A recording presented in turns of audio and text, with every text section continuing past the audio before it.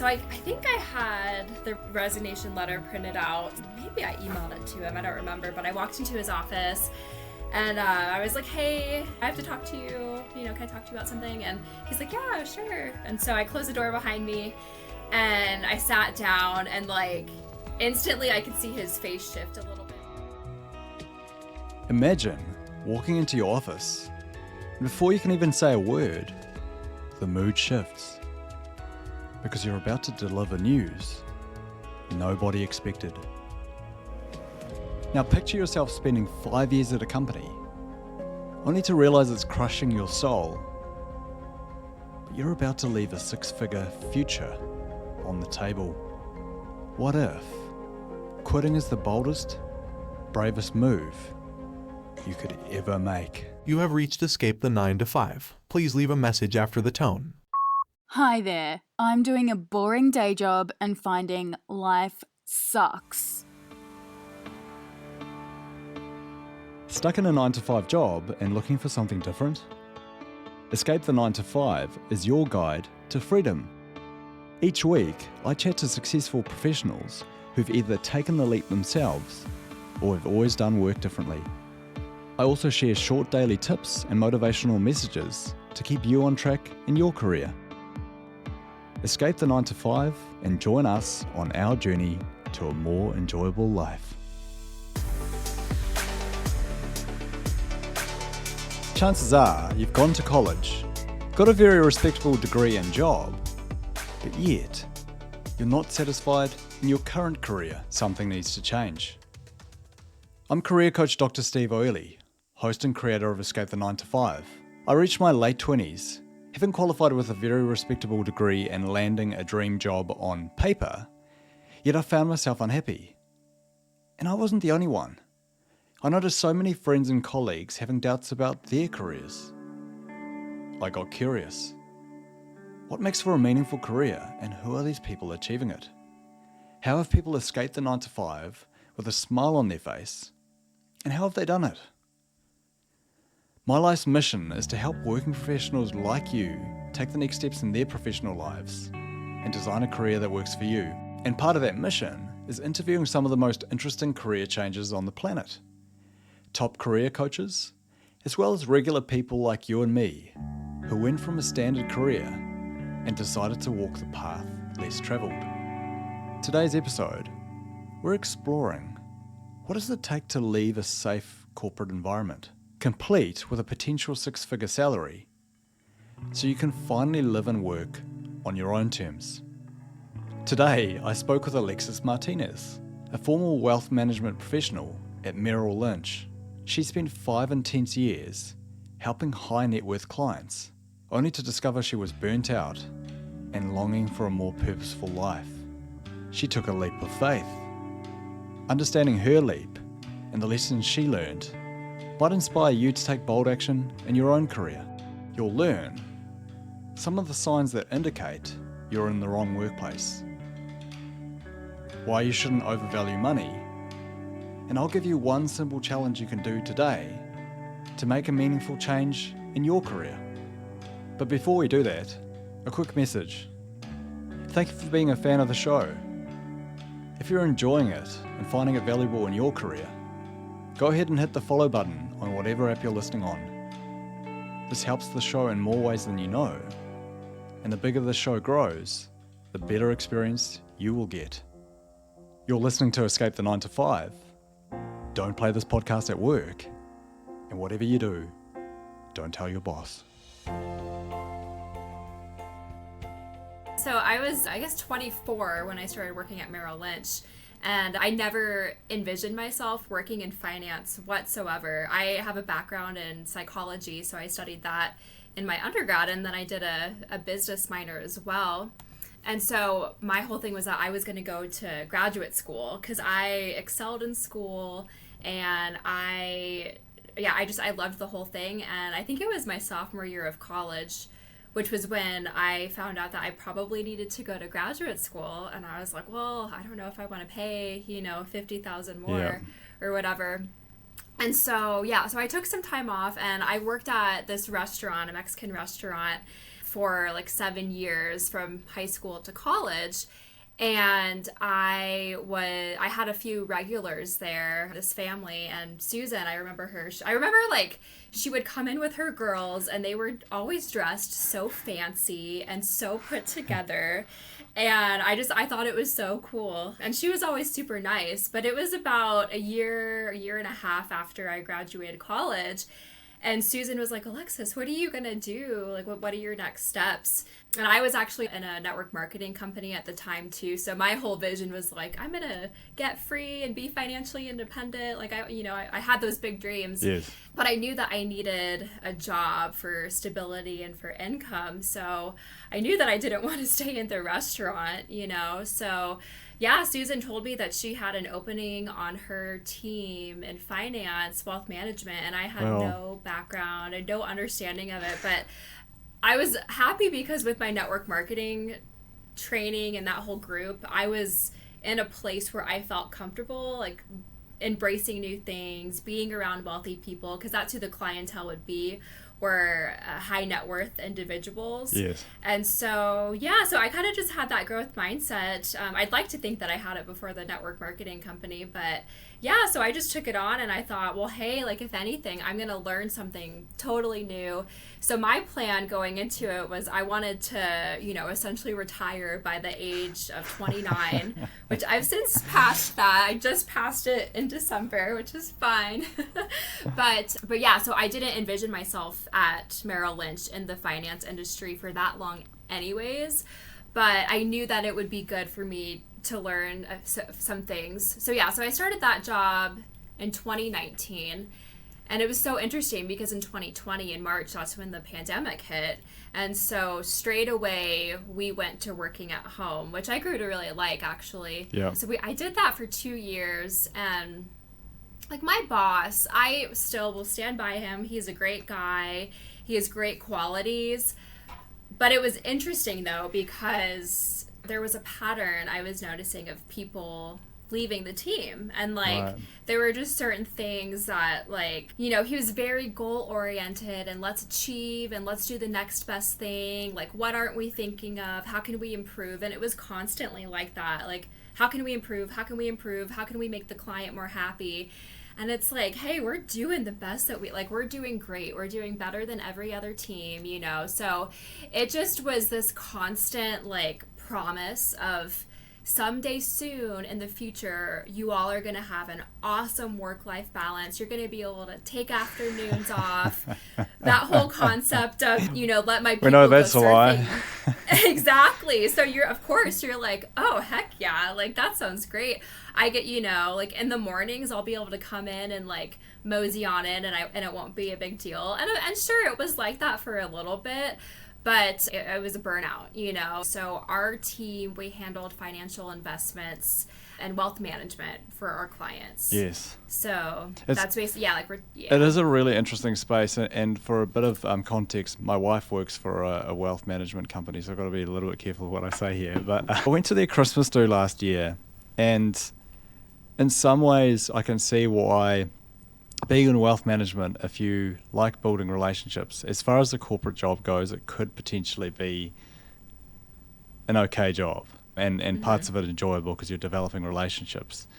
But, the general manager or the CEO or whoever it was giving the speech at the Christmas do was talking about how we were helping our clients and how much like money we'd made for our clients and stuff. And like, I kind of got the vibe in the room that people weren't really feeling that passionate about whatever he was talking about, because the reality is when you're managing other people's wealth, you're not really living your own life. Like it's very much a safe corporate job, right? But as far as it's like about the most sort of safe corporate job you can managing someone else's wealth, not actually so much taking any risks yourself, but part of life is taking risk. And so I guess this comes to the question as to what was your feeling around actually doing the job? Yeah, good question. I think at the beginning, I liked it because I was learning something new. I, took my Series 7 exam, which is I forget now the exact, like the securities licensing to be able to do trading on clients' accounts. And so I took it as a challenge, like, hey, I'm going to learn something new. I'm going to, and I did really well in the exams. I like taking exams, and I liked the main part. I liked the client interaction and the client relationships. I love developing relationships with people. Yeah. And so that was probably the most fun for me, honestly. And just being like a reliable source for people. And I did like aspects of the team and where the culture was, let's excel, like we want to be the best. I think that there is a healthy amount of, there is a healthy amount of that, but it can cross over to being a little toxic, where it's like you're trying too hard to achieve all the time without taking a break. Yes. So this really leads nicely into the next part of your story, which was when you went out with your boss to start his own company. And I guess I'd like you to sort of share how it started to become toxic and how it started to, in your own words, I believe, suck your soul. Yeah. I hope he never hears this. Oh, no, it's okay. But yeah, so that was an interesting year. So that was in April of 2023. And at first it was exciting. Like, hey, we're going to leave big corporate and I'm going to help my boss start his own firm. And that quickly ended for me, that excitement, because it turned into, 8-9 hour working days. Some days it was 12. I think the first couple weeks it ended up being 12 to 14 hours or so. Yeah. Which at the beginning, I was like, okay, I understand this is going to take some time. It's okay. But little things over the year would happen. For example, I may have mentioned this in my little, to you already, but that year I got sick the most I've been sick in a long time. And I think it was, the stress, obviously, lack of sleep, prioritizing work over my own health. And so with that being said, there were a lot of days that I took off sick. And to be honest, I think towards the end, I took a few days off that I wasn't totally sick, but I was stressed. Yes. And I just didn't want to go into work, which I hadn't experienced Right. ever. But that was a good indicator for me, oh, you don't even want to go into work, you know what I mean? But yeah, with the sick days, starting up a new firm, it's chaotic and you don't have your systems in place for a while. And so we didn't have our sick time tracked. And I think I may have gone over a few days towards the end of the year. And he ended up taking money from my paycheck instead of understanding hey, you guys have worked so hard. You've worked your butts off. It's been really stressful. Instead of understanding, he didn't. Or he didn't even give me a warning. And I was like, I thought that you would have given me some slack. I've put in so much energy into helping your baby grow. And so it was just little things like that. I could see with him starting his own firm, kind of that mindset shift a little bit to, I don't want to say dictator, because he was not a dictator by any means, but it started to shift. But it started to shift into that, and the culture became everybody come into work at 6 a.m. and leave at 6 p.m. Even though I'm not telling you that's how it should go. That's kind of the expectation, and then it was pressure for other teammates, oh, you're coming in early and leaving late. I should probably come in early and leave late. I don't want to look lazy. Yeah. So things that just sounds incredibly toxic. Yeah. And So it was, A point I also want to make about the hours too is I've worked in more sort of practical outdoors jobs, and genuinely a 12-hour day is physically exhausting, but you get to the end of the day and you actually have the mental energy to cook your dinner and actually enjoy a TV show or whatever. But in that sort of environment, 12 hours in an office space when you're staring at a computer screen for the most of the day, it is effing exhausting. Yeah. And I think there's no greater indicator that something's not right in your life when you're getting sick. Yeah. Quite often. 100%. If that's the sign, for people listening, if you're getting sick more often, and particularly if you're getting sick in the summer months, there's massively a sign. But even in winter, if you're getting sick, if you think to yourself, jeepers, I've been, I've had 3 different colds in the last 2 months, that's definitely an indication that something's not right.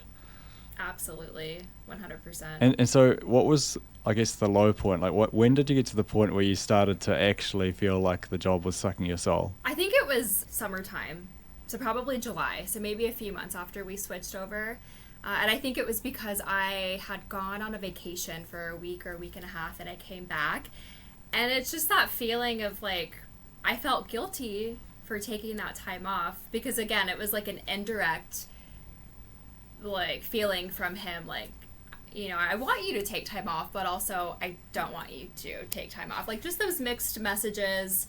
And yeah, just after that, I was like, I shouldn't feel guilty, or I shouldn't feel like I'm so behind in my work. Like, I want to be able to leave my work, you know, tell these clients, hey, you know, it's going to be a little bit lighter this week, and then come back effortlessly. And it just wasn't like that. It was just stressful. And just, yeah, just that guilt I did not appreciate. Like, this is my life. This is my trip. It's my time off. Yes. I'm, you know, I deserve this time off. And so that's when I started to think, like, this is too much for me. Yeah. You know? And that inevitably led to you handing in your resignation. Can you talk me through that process? It was really intense. A lot of it was internally based. So summertime is when I started to think, maybe I want to leave. I don't know what that looks like. I don't know exactly what I want to do. But I just remember meeting several people in that year who had taken a leap of faith or switched careers. And it really spoke to me, and it really inspired me. I just remember specific people. And so it was just this feeling brewing, you know, from summer on, like, I don't want to be here. I need to do something else. And it was around my birthday in December. You know, I guess it's like a reflective time. Yes. So, you know, so it's like, what am I doing? But it was just this burning feeling. And I've never really had this feeling before. Like, I can't go on. I cannot do what I'm doing. I need to make a change. And so I started to brainstorm ideas of what I would do and what that would look like. Like I said, I have a psychology background, so I'm like, do I want to go back to school? Do I want to be a therapist? I think this is like such a significant part of your journey, is the handing in the resignation, because it is so applicable to so many people, is the crippling fear of handing in your resignation, particularly when you're not planning to go back to like a regular job. Like, it's one thing handing in your resignation and you're going to another finance firm or another sort of corporate job, but when you're actually psychologically saying to yourself that this is no longer the life that I want to lead, can you talk me through both the process of the feelings, the anxiety, all that stuff, but also then how it looks on the other side, and what you would say to yourself when you're about to hand in your resignation? Yeah, the amount of time that passed from when I knew I was going to resign to when I actually did, it was probably 3 to 4 weeks. And I remember knowing I wanted to do it. I was actually going to do it around Christmas time, but I felt so much anxiety, and I kind of decided that I was going to wait because I just felt bad with it being the holidays. I should probably wait. So I did it a week or so after New Year's, and yeah, those few weeks to a month, I was so paranoid. I remember being at work and thinking, like, they know I'm going to leave. Like, anything that I said, any weird look, I just misinterpreted it. And I just, that guilt. And then I really had to look inside, like, why am I feeling guilty? Or, like, you know, why am I feeling these negative feelings? I shouldn't feel this way. But I did. You know, I didn't want to let them down. But I knew that I needed to follow that desire in my heart to do it.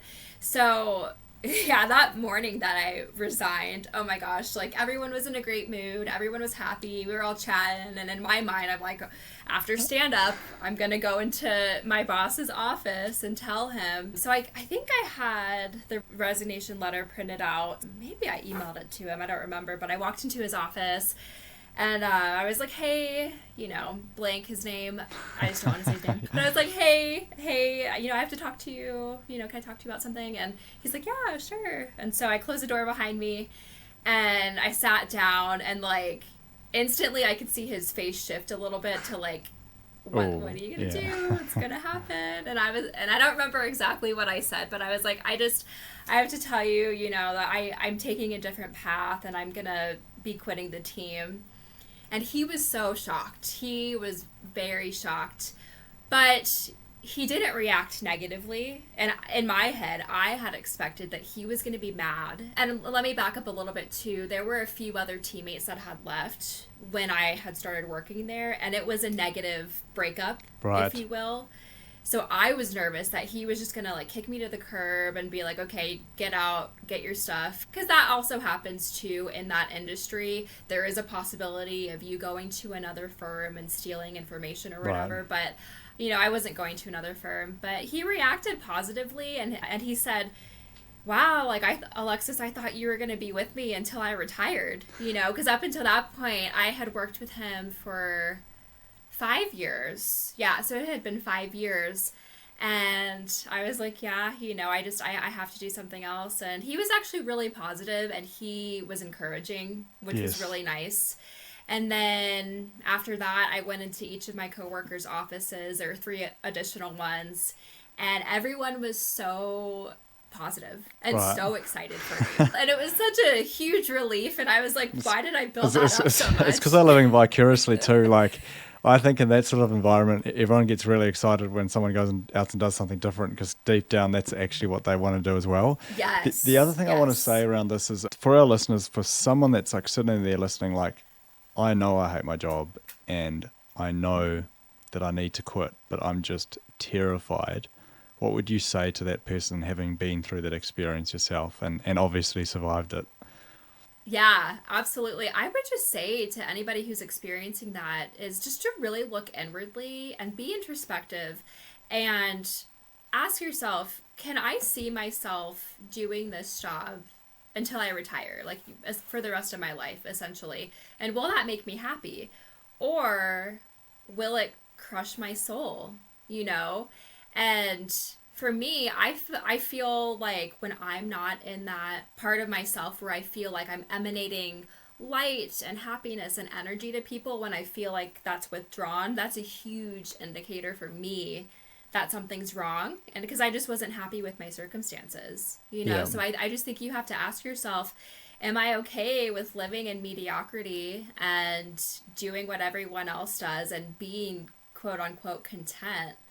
You know, and if you're not, then you should really do some deep, you know, introspection, like I said, and just take a leap of faith. I think that if you're true to yourself and you take that leap of faith, it's so scary, but you just have to trust yourself. Yeah. And, you know, God, the universe, the world will take care of you if you do take that leap of faith and if you're true to yourself. Yes. And then we'll talk about your leap of faith and your introspection to lead to what you're doing now. But one comment I wanted to make around this is, if you asked 100 people, 100 normal people, what it meant to live a happy life and a happy career, and they all wrote down a list of 5 or 10 things, the top 3 things would all be the same. It would be like health, happiness, friendships, something like that. Mm-hmm. We all know, but in terms of, I guess also in terms of a career, it'd be like, you know, working to your strengths, doing stuff you love, all that sort of thing. We know what we need to be happy, but yet our whole society sends us this external message of what success is, and we get told every single day that success is walking in a suit and earning over $100,000. And so we always have this internal battle of what is success versus what we know to be like success and happiness on the inside. So coming to your story, you're doing that introspection. What did it lead to you discovering? It's funny that you threw out that number 100,000, because my boss, the last day that I had, he was like, you know, basically leaving the door open. If you change your mind, we'll be here, and you could be earning, you know, 100,000 plus the rest of your career. And I was like, okay, you know, but I just knew that no amount of money would have been worth it to me to stay, to know that I wasn't fulfilling my true purpose. It wouldn't have mattered. It wouldn't have meant anything. Yeah. But up until I quit, those 5 years or so, I was focused on making money and succeeding in that way. But throughout my time there and up until I quit, I learned that, like you said, success doesn't have a dollar amount on it. It's living in true authenticity with yourself and what brings you the greatest joy, not only for yourself, but in helping other people. Like, how can I best be used to serve other people? Yes. And I knew that it wasn't in that job. I Yes. knew that it was in some other field. But the other And point, sorry to yeah. interrupt you, Alexis, Yeah, but the no. other point is like, if you make that conscious decision to choose money as your main measure of success in your career, Yeah. it's essentially aiming towards whenever you retire that you can have X amount of money. But the problem is if you go in, day out, and your whole focus is on money, inevitably you're going to have to use that money to find happiness in your life outside of work. And so you're probably going to end up spending a lot more money in a job where you're miserable, because then you'll feel like you need the really nice house. You'll feel like you need the car. You'll feel like you need the expensive clothes. You'll have to buy that expensive bottle of wine on a Friday night to get through to to actually enjoy your weekend. So I just wanted to make that point is it's not just as simple as choosing money, because there is actually going to be consequences, because every day it's going to be just chewing at your soul. So yeah, sorry to interrupt you. Going back to going back to what you were saying in terms of like serving other people, what did you discover? Taking what I liked from that job, knowing that I was good with people and building relationships, I knew that I wanted that to be a core aspect of what I did. But I mentioned before, but I really knew that nutrition and wellness and health, like that's what I was interested in. I thought about it this way. After work, do I go home in my off work hours and study more about finance and investments and things like that, like to maybe get better at my job? No, I don't. I wasn't interested in it. You know, some of my coworkers would, and that wasn't me. But the things that I listened to and that I thrived on and I could learn more about every day is nutrition and health and wellness. So that's when I decided I should definitely have my career around that. Maybe not necessarily the psychology part and being a therapist, but I wanted something more holistic. And I think my experience in leading up to quitting when I was sick so much, I knew I wasn't totally in control of being sick, and that's one of my main values is health and wellness in your mind and your body and your spirit, the whole holistic thing. So that's why I decided to go that route, and it felt like it clicked. It felt like there was no question that that's what I should do. But even the psychology element, which you said you may or may not use, in terms of nutrition, especially when it comes to making decisions around your health and what you eat and stuff, I think that psychology background is actually going to be really helpful. So what is it that you do now for other people? Yeah, so I'm a functional nutrition coach, health coach, and I mainly focus on helping women who have unhealthy eating habits or who don't necessarily know the best way to fuel their body. And I help them with nutrition and lifestyle recommendations so that they can be their best self, they can get energy and confidence. And just the main thing working functionally is looking to the root of what's going on and not just treating the symptoms of your health. Right. That really speaks to me. Having come from a veterinary background where we tend to focus a lot on ambulance at the bottom of the cliff, giving medications to treat conditions as opposed to looking at the underlying cause. I think a lot of our problems in health and society is around sort of medicating to fix the problem as opposed to actually figuring out the root cause. And that could potentially open up a whole conversation in terms of, you know, the financial gain of selling medications versus actually just like preventative medicine, which won't make as much money. But I don't want to go down that rabbit hole, Alexis. What I wanted to ask you now is what advice, this is something that I ask every single guest, it's a tradition of the show, is what advice would you give 25-year-old you, knowing what you know now? Yeah, I would just say, like, look at the signs. You know, look at someone in your position 5, 10, 20 years down the road, and what is their work-life balance like? How is their life? Because I did do this, but too late, where I saw several women in particular who were doing what I did 20 plus years down the road, and they were miserable, and they were unhealthy, and just not happy. Yeah. So I would have told myself, you know, look, interview some people, see how their life is, And just ask yourself, like, is this truly in line with what you want to do? Is it going to bring you the life that you want to live? Yeah, I think that's really good advice. And to your point of those women that you looked up that were sort of like 20 years ahead of you in the journey, it's not just the fact that they're not working to their true self. It's the fact that they're sitting in a job inside in a blue lit office. And it's not something that I've talked a lot about in this podcast, but the health impacts of sitting all day plus blue light as well. There's actually like health consequences to blue light and staring at a computer screen. But like people who go to the gym regularly and exercise every day but are in an office job, there's actually research to suggest that sitting in an office job but still going to the gym at the end of the day is still far less healthy for you than the person who's just in an active job and doesn't go to the gym. Interesting. Because like if you think about it, like we're designed to walk around, to hunt together. And so if you're sitting at a desk for like 8 or 10 hours and then you get up and do an hour of intense exercise, there's no way that's going to be as good for you as just like actively moving around all day outside. Totally. Not to mention the sunlight that you're not getting when you're inside. That was literally what I was going to say. Yeah. Yeah, and that was another thing too that, it became a culture of we work through our lunch. We don't actually take a lunch. That was the main thing. And yeah, not seeing sunlight. Yeah. It's so important to get outside and like you said, move around, get sunlight.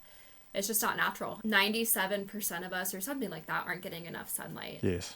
Because we're in an office job. Yeah, my understanding is, don't quote me on this, but my understanding is that we need something like 45 minutes of sun on 2/3 of our body per day.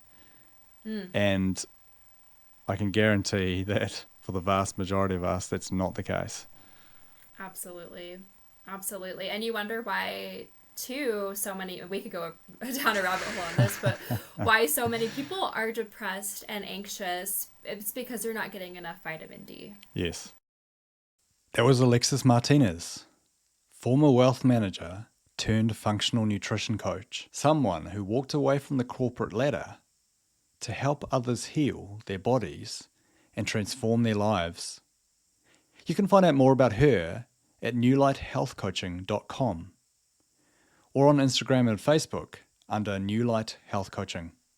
3 tips from Alexis. 1. Feeling sick all the time? Dreading Monday morning? Those are signs something's off. Don't wait for a crisis to make a change. 2. Don't overvalue money. A big salary means little if you're miserable. Recognize the trade-off between dollars and your well-being. As I mentioned in the interview, if your only focus is making money, then you need to spend money to justify your job. 3. Embrace the leap. Know the fear is natural. Handing in a resignation can be terrifying, but it's often the hardest part of deciding. Once you do, you might find support in surprising places. I will make the caveat that throughout this podcast, there'll be people that will suggest jumping, and there'll be other people suggesting building a bridge. You've got to do what feels right for you, and there's benefits to both approaches. This week's challenge is picture 2 alternative futures. Challenge accepted. Take 15 minutes to imagine yourself 10 years from now in your current career path. Write down all the details, your typical day, your health, your satisfaction levels. Then do the same for an alternative path that excites you. Compare these 2 visions. How do you feel about both? So this week, picture 2 alternative futures. Challenge accepted. It might just give you the clarity you need. Thanks for listening to Escape the 9 to 5.